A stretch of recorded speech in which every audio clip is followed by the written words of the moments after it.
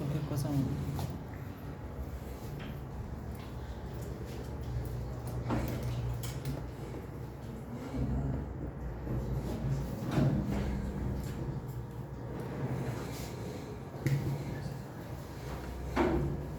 Una de las causas muy comunes y frecuentes de enfermedad renal crónica o falla renal aguda es la uropatía obstructiva. El término de uropatía obstructiva hace referencia a la obstrucción de la vía urinaria, que puede ser desde la pelvis hasta la punta de la uretra. Es una patología muy frecuente que aqueja principalmente a hombres, sobre todo mayores de 45 años, por el crecimiento benigno de la próstata, o sea, la hiperplasia prostática. La definición de uropatía obstructiva hace referencia solamente a la obstrucción del flujo urinario normal, que puede ser secundario a un problema anatómico, un cáncer, una tumoración, o un problema funcional, secundario a una alteración de la inervación de la vía urinaria. Claro ejemplo tenemos las malformaciones de la columna, las lesiones en la región cervical, que generalmente causan problemas funcionales de la vía urinaria. La obstrucción urinaria puede abarcar desde acá, por ejemplo, malformaciones renales pueden estar acompañadas con obstrucción. A nivel del uréter, las estenosis, tumores, libros pueden generar obstrucción. A nivel de la vejiga, sangrados como la cistitis hemorrágica puede generar obstrucción o malformaciones en la propia uretra. Hay dos términos que se tienen que distinguir de manera clara en esta entidad patológica, y esas son, primeramente, la nefropatía obstructiva, que hace referencia a la lesión o daño renal secundario a la obstrucción renal. Y el otro término, hidronefrosis, que solamente es la dilatación de la vía urinaria, que puede ser leve, moderado, severo o nada más. Dependiendo a la obstrucción, se puede clasificar de varias maneras. Una de ellas, la obstrucción puede ser aguda. Por ejemplo, cuando un lito baja, se obstruye de manera aguda, el paciente refiere dolor y molestia. O puede ser de manera crónica, una estenosis no diagnosticada, y puede estar con esa obstrucción de manera crónica, años y años y años. Según el grado de obstrucción, la obstrucción puede ser total o parcial, ¿verdad? Y según la localización, pues pueden estar por debajo de la vejiga o por encima de la vejiga.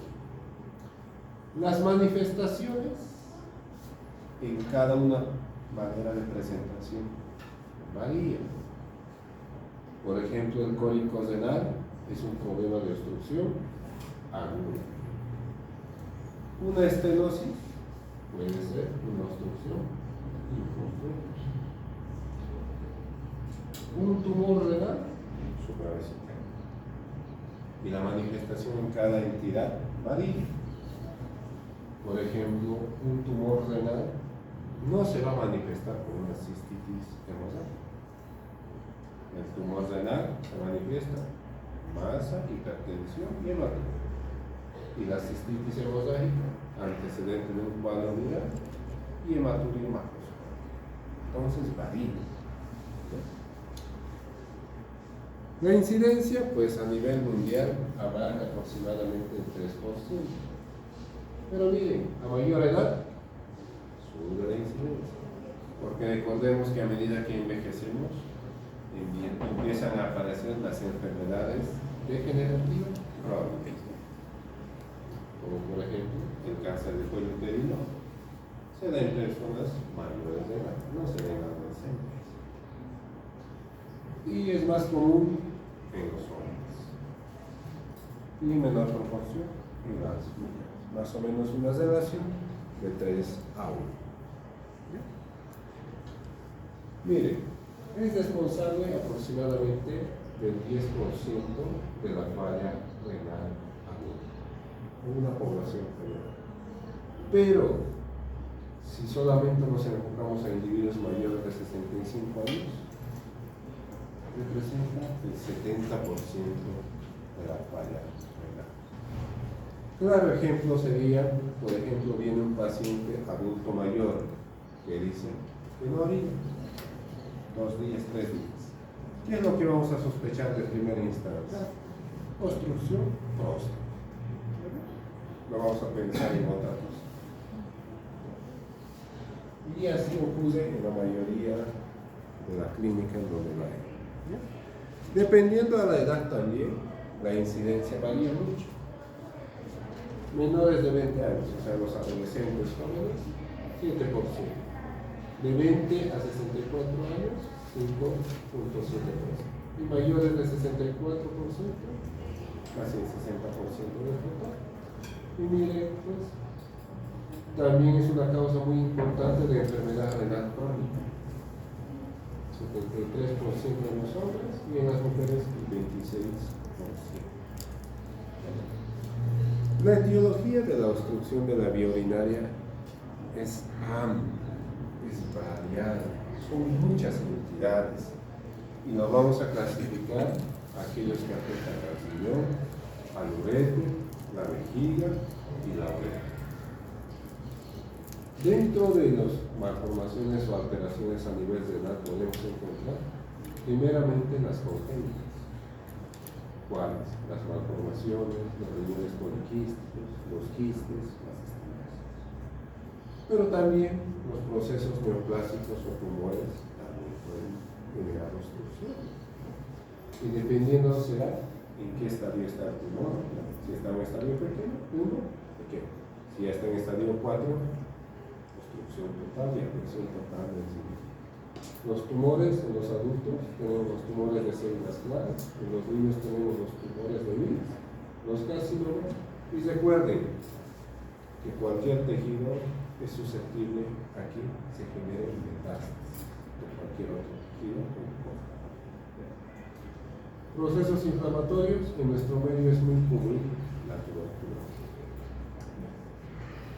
Otros, por ejemplo, trauma. Claro ejemplo de esto tenemos en un partido de fútbol, como cualquiera. Uno de los jugadores recibió un codazo en la región lumbar y el señor mucha mala suerte. Trauma. Los accidentes automovilísticos que ocurren día a día. Y otro claro ejemplo, en el día del peatón, eran 3 adolescentes. Uno de los adolescentes lo empujaron y se golpeó por el manubrio de la bicicleta. Le reventaron vísceras, se fragmentó el señor y le pasó el corazón. Existen. Y atrogenias, ¿no? Antes se hablaba mucho, por ejemplo, cuando le hacían las cesáreas, le llegaban el ureter y generaban obstrucción de la vía urinaria. Y se preguntaba, ¿por qué no orina el paciente? Porque estaba ligado la ureter. Y pues recuerden que los aneurismas pueden ser tan pequeños o pueden ser grandes. Y esos pueden comprimir y generar una obstrucción de la vía urinaria. Dentro del ureter, algunas alteraciones que podemos encontrar son, primeramente, las congénitas. Por ejemplo, hacer megaureter obstructivo hace referencia a una dilatación del ureter de más de 8 milímetros. Y esa dilatación genera obstrucción. El reflujo pésico ureteral, independientemente si es primer grado, segundo grado, tercer grado o cuarto grado, genera obstrucción.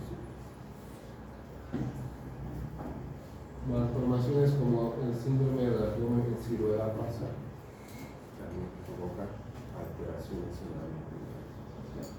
Tumores, hay también cánceres que se heredan. También aquí tenemos las neoplasias, tumores ureterales, los linfomas, las metástasis. Y en el proceso inflamatorio, pues lo mismo, ¿no? La tuberculosis, la fibrosis, los abscesos y las enfermedades inflamatorias intestinales. Y entre otros, recuerden, el hito puede ocupar en cualquier parte, en el riñón, ureter, vejiga o linfocitos o minomas, también procesos iatrogénicos, y durante el embarazo, debido al crecimiento intrauterino del producto, puede comprimir el útero.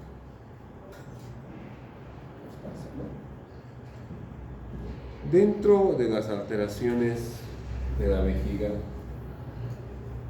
hay malformaciones muy frecuentes y otras muy raras. Por ejemplo, las válvulas de uretra posterior es una enfermedad que solamente afecta a niños, a mujeres no. Es una malformación congénita que ocurre durante la vida intrauterina, y cuando el paciente o el niño nace ya tiene algún grado de enfermedad renal crónica, que puede ser ya un estadio 2, 3 o 5. Las fimosis, ¿verdad? Todos los hombres nacemos con algo que se denomina fimosis fisiológica, todos, del sexo masculino. Esta fimosis fisiológica desaparece o tiene que desaparecer a la edad de los 4 años. En caso de que no desapareciera, se tendrá que hacer la circuncisión. Es increíble que por una fimosis se llegue a una enfermedad renal crónica, pero sí llega. Claro ejemplo, un adolescente de 15 años, secundario a la fimosis, hizo reflujo, y ese reflujo dañó aquí y llegó al estadio 3 de la enfermedad. Entonces, a cada paciente que vea, pues hay que revisar los genitales. Estenosis. La estenosis puede ser congénita o adquirida, ¿no? Una adquirida puede ser secundaria a un trauma uretral. Y cada cosa que se ve. Era un adolescente que acudió al hospital por apendicitis. Bueno, se diagnosticó apendicitis, se le hizo la apendicectomía. Para procedimientos quirúrgicos se coloca la sonda, ¿verdad? Todos, para ver cuánto libre. Pues, al momento de retirar la sonda, no desinflaron el baloncito. Estenosis y enfermedad renal. Y actualmente está diagnosticado. No sé qué, pero lo mismo. Entonces, hay muchas cosas que se ven al día. Tumores, cáncer, puede afectar cualquier órgano, cualquier tejido. Que puede ser la vejiga, la próstata, tumores. Y hasta tumores depende. Inflamatorios, pues la tuberculosis afecta cualquier segmento del cuerpo. Las prostatitis, las uretritis. Y miren, acá están las lesiones iatrogénicas, los traumas y las vejigas neurogénicas. Por ejemplo, aquellos individuos que sufren accidentes y quedan parapléjicos de la cervical para abajo, terminan con vejiga neurogénica. Aquellos niños que tienen malformaciones en la columna, como el mielomeningocele o las disrafias, terminan con esto. Y hay muchos otros también. Dependiendo de la edad, hay patologías que afectan con más frecuencia. Por ejemplo, niño recién nacido, principal causa, válvulas en grasa posterior. Infante, la principal causa, las estenosis. Adultos, adulta joven, que está embarazada, pues, embarazo. Mayores de 65 años, cáncer ginecológico, femeninas mayores de 65, cáncer. Y en nuestro medio es muy común el cáncer de cuello uterino. Adultos mayores de 75, miren, la próstata. Entonces varía mucho, dependiendo si es hombre, si es mujer, si es joven, si es adolescente o acaba de nacer. Pero dependiendo a la edad, podemos sospechar en una patología más común. La patogenia de la obstrucción de la vía urinaria tiene tanto procesos fisiopatológicos comunes y procesos fisiopatológicos que no tenemos. Por ejemplo, en la obstrucción urinaria, ¿qué es lo primero que va a ocurrir?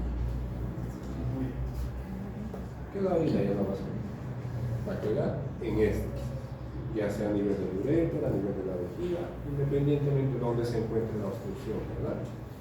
Quedará éstasis. Esta presencia de éstasis aumenta la presión, ¿verdad? Y este aumento de presión se transmite de manera retrógrada. Si estaba en la vejiga, pues se transmitía ureter, niño. Está en la uretra, vejiga, ureter y signo. En sentido proximal, esa presión se va a transmitir. Y este aumento de presión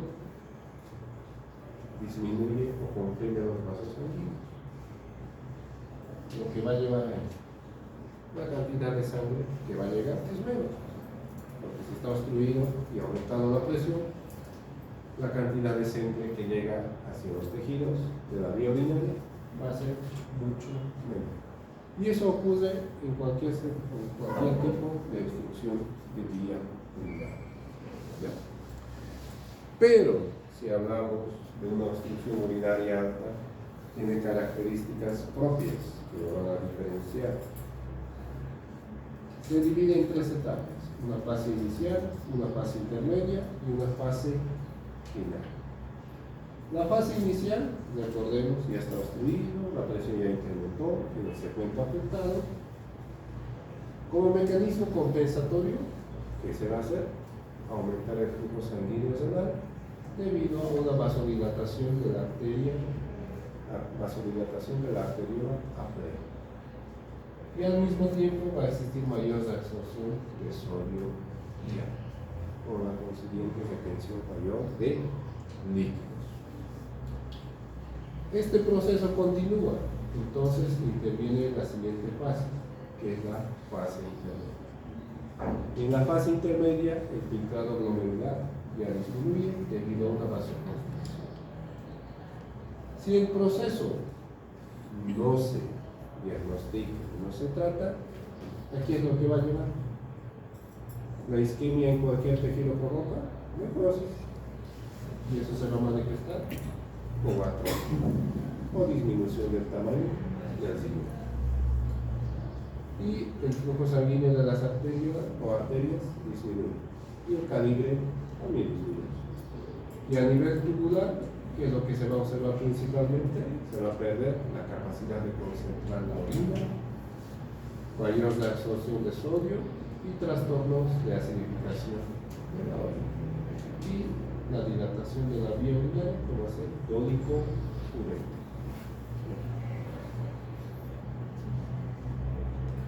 Y ya lo diagnosticado, se resuelve, entonces ocurre esto: destapa y empieza a generar poliuria. Pero el daño renal persiste, ya no remite. La atrofia renal que se desarrolló queda para siempre. Y la funcionalidad de ese riñón, pues, ya se verá en un futuro cuánto funciona. 20%, 10%. Claro ejemplo, vimos ahí un paciente de 12 años con estenosis, en la cual ya el riñón solamente funciona al 20%. No, así es. En la obstrucción de la vía urinaria baja, lo que habíamos mencionado, se obstruye.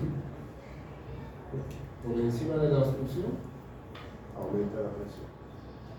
Este aumento de presión se transmite de manera retrógrada. A nivel ureteral, el inmediatamente trata de vencer esa presión, hace más fuerza, mayor contracción, y gracias a eso forma divertículos por el incremento de la presión, por tratar de vencer el proceso constructivo. Y a nivel de la vejiga, el músculo del cruzón se hipertrofia y empieza a formar travesuraciones. Si el estímulo persiste, también va a desarrollar divertículos o reos. Son mecanismos compensatorios de la vía urinaria con la finalidad de tratar de sostener. Pero todos estos mecanismos compensatorios presentan manifestaciones clínicas. Primeramente en la fase de compensación, cuando está el proceso obstructivo, existe mayor contracción del músculo con la finalidad de eliminar la orina. Y esto se manifiesta con esto. Hay frecuencia y urgencia miccional. Y el chorro miccional, si saben, es disminuido. Ya esta fase, si continúa el proceso obstructivo, interviene la fase de descompensación, ¿no? En la cual la contracción del destructor es insuficiente. O sea, el músculo destructor se cansa. Y cuando se cansa, empieza a ocurrir la retención urinaria. Y esta retención urinaria es un medio de cultivo ideal para las bacterias, que te dará infección urinaria. Los solutos se encuentran en mayor concentración, que te dará origen a nódulos. Y si el proceso persiste, pues va a terminar en una insuficiencia renal. Las manifestaciones varían, ¿no? Dependiendo de la edad, dónde está la obstrucción y tiempo de obstrucción. Por ejemplo, en un recién nacido, la única manifestación que muestra es hidronefrosis. En un adulto mayor de 65 años vendrá pues con urgencia, miccional y falta de sensación de vacío incompleto de la vejiga, ¿verdad? Entonces varía mucho, ¿ya? Y las manifestaciones clínicas pueden variar y mucho. Si el proceso de la obstrucción es agudo de manera completa y bilateral, no vendrá y desarrollará síntomas de una falla renal como oliguria, anuria, edema, hipertensión, ¿no? Si la obstrucción urinaria es parcial, o sea que el individuo sigue orinando, ¿no? Pues como no duele, pasarán años antes de que llegue a la clausura, ya con algún grado de enfermedad renal. Si la obstrucción es unilateral, parcial o completa, pues todavía tiene el otro riñón, pero el riñón obstruido va a crecer y puede romper. Entonces acudirá por lumbar, por usar. Si la obstrucción urinaria es parcial y de manera crónica, o ya le retiraron la obstrucción, generalmente acuden individuos con problemas urinarios de poliuria, polidipsia, pensando en una diarrea, y alteraciones en el metabolismo del suelo. Algunos individuos pueden acudir a la consulta solamente un hallazgo casual, de que en algún momento fue al médico y le dijeron: usted es hipertenso, solamente eso. Otros individuos pueden causar policitemia. Esta policitemia debido a la isquemia que se produce en el riñón de manera crónica y persistente.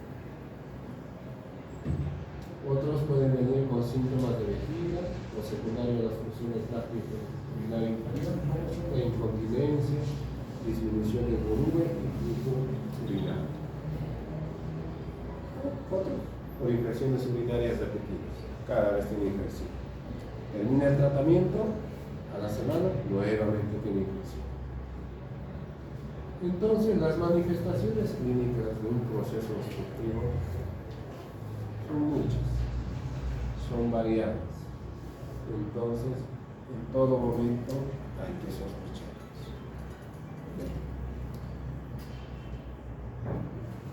En el diagnóstico, pues, hay estudios iniciales, estudios más avanzados y estudios especializados.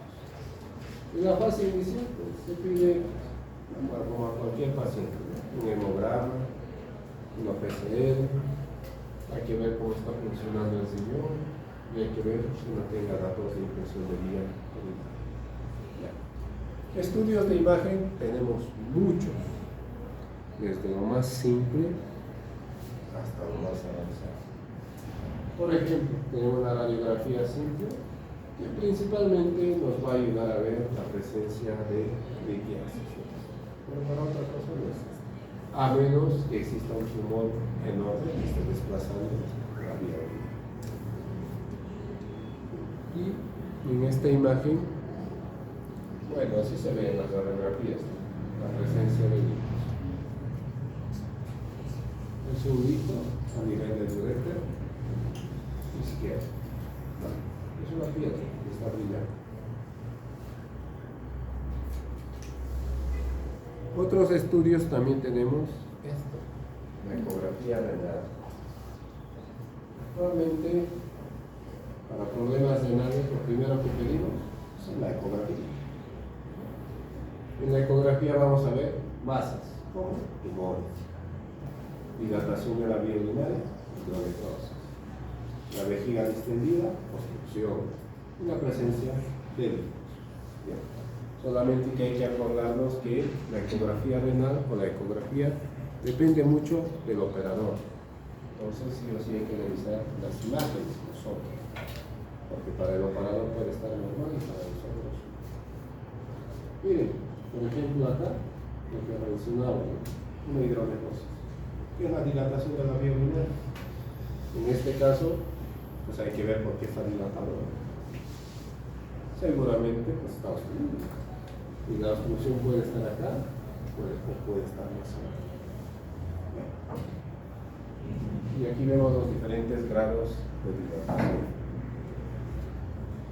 Otro estudio, caro, costoso, pero que nos da mucha información, es la tomografía axial computarizada. En código renal se pide de primera instancia, cuando existe dilatación de la vía urinaria, también, pero pues es limitado. En esta imagen vemos, principalmente vemos el pico, que está bien delimitado, ¿no? Y aparte del pico, se puede observar toda la dilatación de la vía urinaria, que es la presencia de orina que se encuentra detenida a nivel de.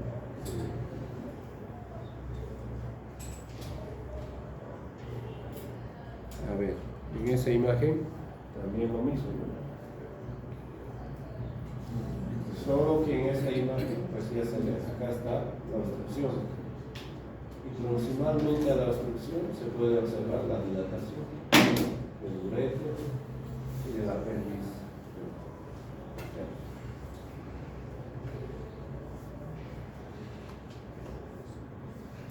A ver, en esa imagen, ¿qué ven?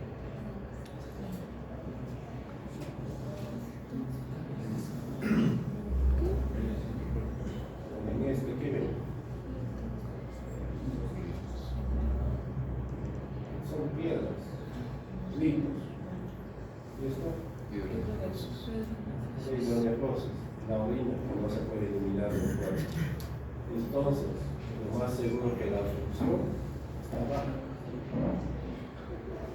Y evidentemente la obstrucción es aquí abajo. ¿Y qué es esto? ¿Qué es esa vejiga? Es la vejiga que está lleno de orina. Y la obstrucción seguramente está. Y orina ha generado un aumento de presión y la orina ha retornado por esos abdominales y se ha desarrollado diuréticos. Entonces el tratamiento, pues, poner una sonda y sacar toda esa orina, ¿no? Y ya después el cirujano verá qué hace con la próstata, ¿no? También tenemos la urografía por resonancia magnética. Bueno, la urografía por resonancia magnética, pues, es mucho más costosa que la tomografía. Utiliza medios de contraste en base de iodo, entonces si el individuo es alérgico a eso, pues no se va a poder utilizar. Y si tiene tasa de fetal menor a 30, tampoco se utiliza. Y pues después de que este sí nos expone a la radiación, también nos sirve para confirmar diagnósticos de procesos obstructivos. Bueno, nos da unas imágenes más elegantes, ¿no?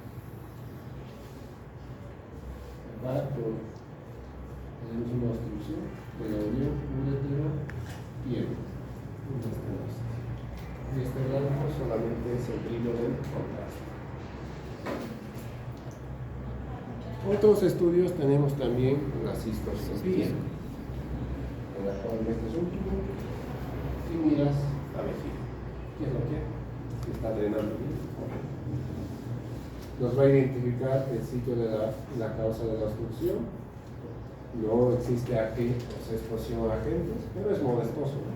Que meta un tubo por ahí abajo, es lo que molesta. Útil sobre todo cuando el tracto urinario no está dilatado y está contraindicado en un proceso de infección de vía urinaria. ¿Por qué? Porque cuando meten el cistoscopio puede favorecer que esa infección que estaba en la vejiga se vaya hacia el riñón. Y eso es más peligroso, ¿no? Y podemos encontrar esto en las cistoscopías. ¿Qué será eso? Un parásito. Son máscaras. Se pueden encontrar muchas otras cosas. También se ha encontrado ahí dentro telecodo. No sé cómo lo han puesto, pero sí. Entonces ahí estamos fallando en muchas cosas nosotros, ¿no? Porque ¿quién pone el té de cobre? De primer nivel, ¿verdad? El médico.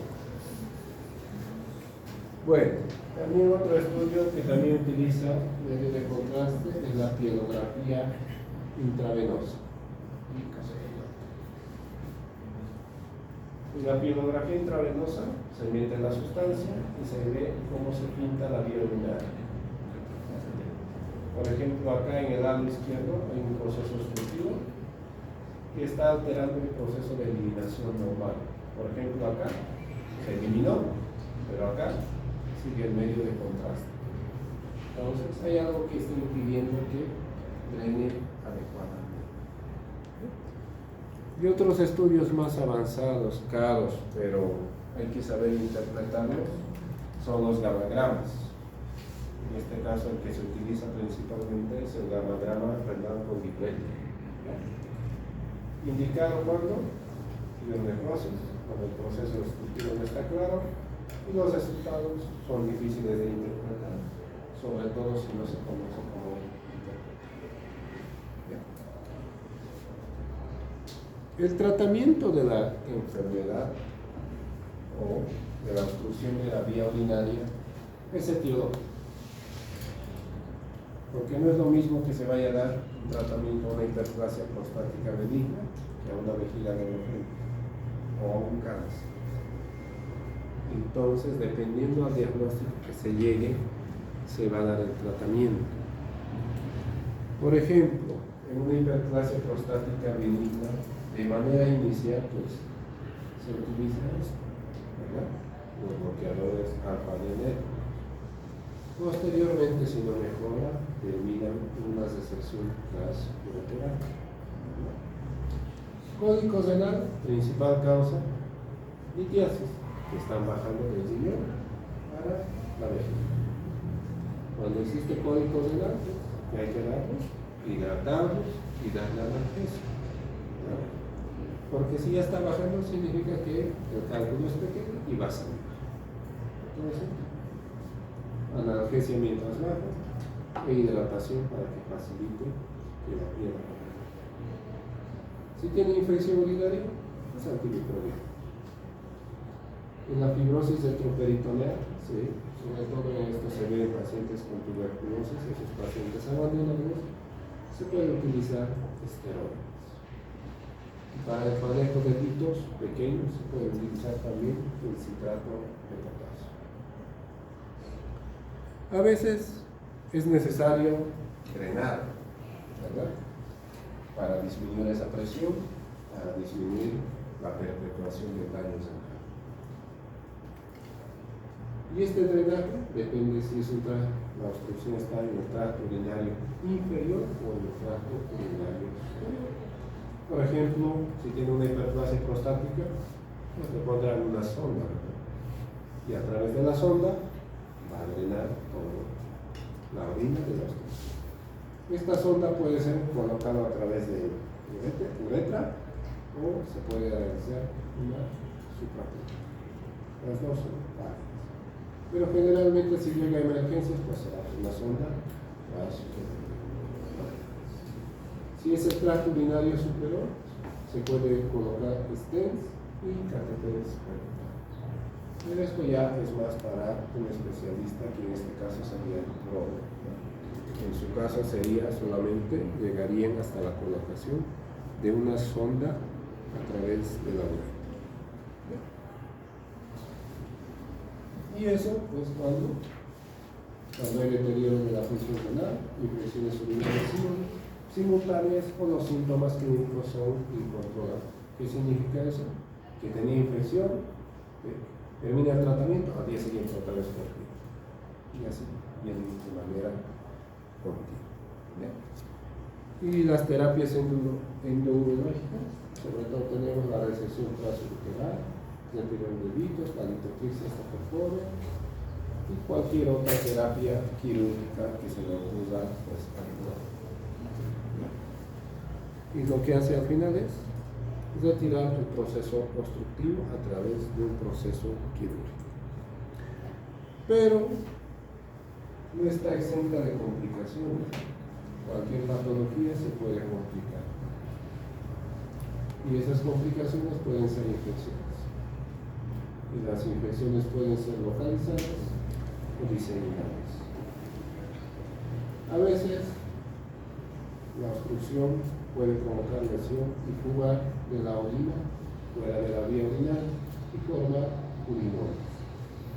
Puede generar nuevos trayectos, fístulas, puede terminar en una falla renal o también puede terminar una disfunción secundaria de la vejiga. Porque recuerden que después de un proceso o después de cualquier lesión, los órganos no quedan iguales, quedan con algún daño, ya sea ese daño mayor o menor grado. Y uno de los daños es este: la vejiga ya no funciona y tiene problemas de incontinencia urinaria, retención urinaria o infecciones urinarias recurrentes. Y otros quedan con ese dolor persistente. Y también persiste ese que denominan el dolor fantasma. Retiraron las molestias, pero el dolor persiste. ¿Ya? ¿Preguntas o dudas, niños? ¿Puedes mencionar el citrato? Un medicamento que mencionó citrato. El citrato de potasio se utiliza para la disolución de cálculo. La dosis vale 1 a 2 miligramos kilogramo día. Pueden repartirlo en 2 tomas o 3 tomas, dependiendo. Hay en sobres, en cápsulas y también en jarabe. Eso.